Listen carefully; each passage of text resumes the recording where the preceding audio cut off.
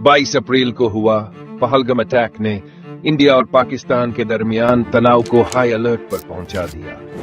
भारतीय लीडरान खुलेआम धमकियां दे रहे थे, माहौल बदले की आग में सलग रहा था। पाकिस्तान को यकीन था कि हमला होगा, वो सुपर अलर्ट पर थे। दूसरी तरफ इंडिया में कई सालों से तैयार किया गया एक मेगा प्लान आखिरकार एक्टिवेट किया जा रहा था। भारतीय रफाल जेट्स का गॉडजिला फॉर्मेशन, वो एयर पैकेज जिसका वजीर आजम नरेंद्र मोदी 6 साल से इंतजार कर रहे थे, हमले के लिए रेडी था। भारत ने अपने हमले को ऑपरेशन सिंदूर का नाम दिया, एक बोल्ड नाम जिस पर उन्हें पूरा यकीन था। जैसे ही घड़ी ने मिडनाइट पार की, पाकिस्तान एयरफोर्स HQ ने नोटिस किया, लम्हा आ चुका है। दुश्मन ने बड़ा ऑपरेशन लॉन्च कर दिया था और यही पाकिस्तान की प्रेपरेशन ने काम दिखाया। भारतीय हमला बड़े पैमाने और अग्रेसिव था। उनके जेट फाइटर्स ने पाकिस्तान की पूरी मशरकी सरहद अरेबियन सी से लेकर कश्मीर पीक्स तक लॉकडाउन कर दी। एक मजबूत एयर एंड ग्राउंड स्ट्राइक में उन्होंने पाकिस्तान और आजाद कश्मीर के अंदर कम से कम 9 टारगेट्स पर हमला किया। मॉस्क्स, मदरसास और हाउसेस भी इसके निशाने बने। नतीजा हॉरिफिक था। कम से कम 31 सिविलियन शहीद हुए, इबादत गाहें मुल्ले का ढेर बन गई। लेकिन मिलिट्री पॉइंट ऑफ व्यू से यह जारहियत पाकिस्तान को एक अहम चीज, रिटेलिएटरी एक्शन का कानूनी हक दे गई।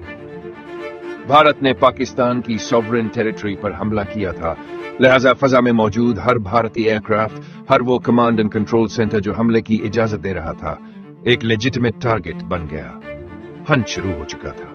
भारतीय हमले के पता चलते ही सिर्फ 2 मिनट्स में पाकिस्तान एयरफोर्स एयरबोर्न हो गई। चंद ही मिनटों में कम से कम 42 पाकिस्तानी एयरक्राफ्ट सरहद की तरफ गज रहे थे। फ्रंट लाइन पर मौजूद थे जदीद J-10C mighty dragon fighter jets. इन्हें पाकिस्तान एयरफोर्स के एलीट नंबर 15 स्क्वाड्रन कोबरास के पायलट्स उड़ा रहे थे। 1 बजे तक डिजिटल चेस बोर्ड तैयार था।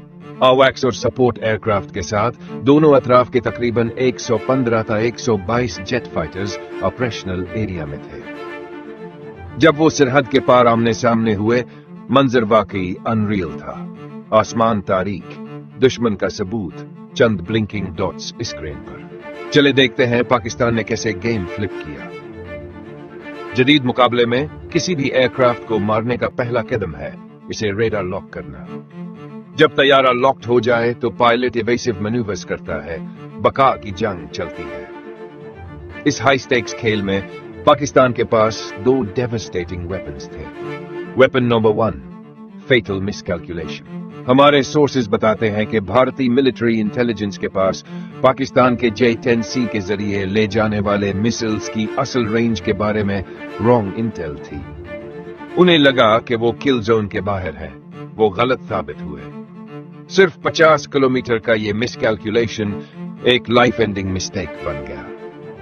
Weapon number 2, complete electronic dominance. ये असल गेम चेंजर था। पाकिस्तान की इलेक्ट्रॉनिक वॉरफेयर एक्सपर्टीज भारत से कई गुना बेहतर थी। पाकिस्तानी कमांडर्स न सिर्फ रेडार देख रहे थे, वो भारतीय एयरफोर्स की वर्बल कॉम्स, डेटा लिंक्स और रेडार सिग्नल्स सुन भी रहे थे और साथ ही इन कम्युनिकेशंस को जैम करने की मुकम्मल सलाहियत रखते थे। दूसरे अल्फाज में, पाकिस्तान देख भी रहा था, सुन भी रहा था और दुश्मन को एक वक्त में ब्लाइंड एंड डेफ भी कर रहा था।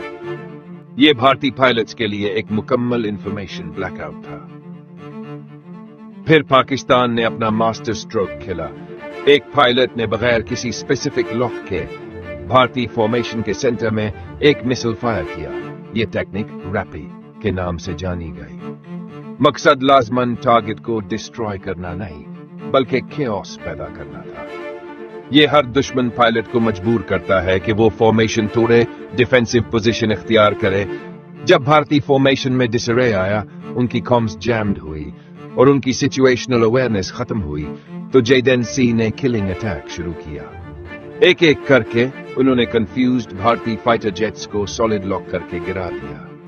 ये हिस्टोरिकल BVR मार्का अपने अरूज पर पहुंच गया। नताइज वन साइडेड थे। भारतीय फाइटर जेट्स मुअस्सर काउंटर एक्शन न कर सके, एक भी मिसाइल फायर न किया गया। वो इलेक्ट्रॉनिक इंटरफेरेंस के तूफान में ब्लाइंड की तरह लड़ रहे थे। और फिर सबसे बड़ा धचका, रफाल, इंडियन एयरफोर्स का फ्लैगशिप, डाउन हुआ। सिर्फ एक नहीं, बल्कि कम अज कम 3 रफाल्स की शॉटडाउन कन्फर्मेशन सामने आई। ये नुकसान सिर्फ एक मिलिट्री एम्बैरेसमेंट नहीं था, ये डसोल्ट एविएशन के लिए भी बड़ा सेटबैक था। रफाल का बेदाग कॉम्बैट रिकॉर्ड खत्म हो चुका था। भारत ने नुकसान छुपाने की कोशिश की, मगर 11 मई को पाकिस्तान के वाइस मार्शल औरंगजेब ने एक detailed evidence based press conference की। उन्होंने इलेक्ट्रॉनिक सिग्नल्स, रेडार डेटा और कम्युनिकेशन लॉग्स पेश किए, स्टेप बाय स्टेप दिखाया कि पाकिस्तान ने भारतीय एयरक्राफ्ट्स को कैसे शॉट डाउन किया। दूसरी जानिब इंडियन एयरफोर्स की प्रेस कॉन्फ्रेंस वेग रेटोरिक तक महदूद रही, कोई कन्विंसिंग इलेक्ट्रॉनिक एविडेंस पेश न किया गया। फर्क वाज़ेह था, एक फरीक ने फैक्ट्स और प्रूफ दिए, दूसरे के पास सिर्फ बयानात थे। तो 1 आवर वॉर के बड़े सबक क्या है? पहला, टेक्नोलॉजी ही असल गेम चेंजर है। चाहे आपका प्लेटफॉर्म कितना ही एडवांस्ड हो, अगर दुश्मन डिजिटल बैटलफील्ड को कंट्रोल करे तो आपका बेहतरीन फाइटर जेट भी बेबस हो सकता है। दूसरा, इंटेलिजेंस ही सब कुछ है। नक्शे पर 50 किलोमीटर की एक गलती अरबों डॉलर के हार्डवेयर लॉस और नेशनल प्रेस्टीज के लिए डेवास्टेटिंग साबित हो सकती है। तीसरा, जंग की फितरत बदल चुकी है। मुस्तकबिल की लड़ाइयां डॉग फाइट्स में नहीं, बल्कि डेटा, सिग्नल्स और साइबर की साइलेंट हिडन वॉर्स में होंगी।